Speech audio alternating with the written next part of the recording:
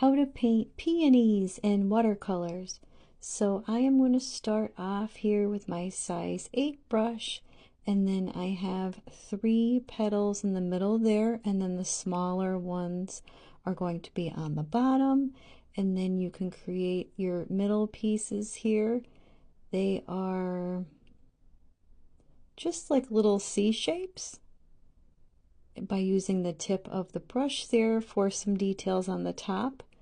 But I just wanted to show here really quick, I just used some magenta and mixed it with the white, or a permanent rose would work too. And if it's too bright, you can tone it down with a little bit of burnt sienna and it'll give you this like really pretty pink color. And yeah, so I'm just going to keep doing the same strokes here, and then I'm just turning the flowers a little bit so they're not all the same. There's an overview, and make sure to leave a tiny bit of white spaces just so you don't end up with like a big blob. Again, the little ones down bottom, and your little fillers here up top around the sides if something looks a little bit uneven. And then I went ahead with either your magenta or your permanent rose, and again just some deeper details there in the centers, and then a tiny bit here on the bottom. Then you can blend that out with a little bit of water. And then I was playing around here with my cat's tongue brush. This one is quite large, the size 16 here. It holds a ton of water.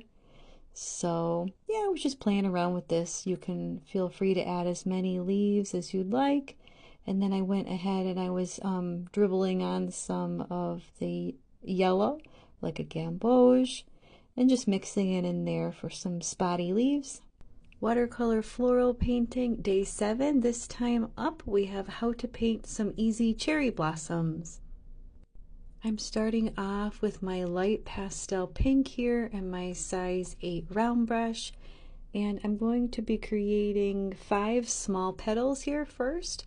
I'm going to put a flower up top, and then I'm going to do the same thing down below, leaving a little bit of space in between because we still have to paint the branch yet.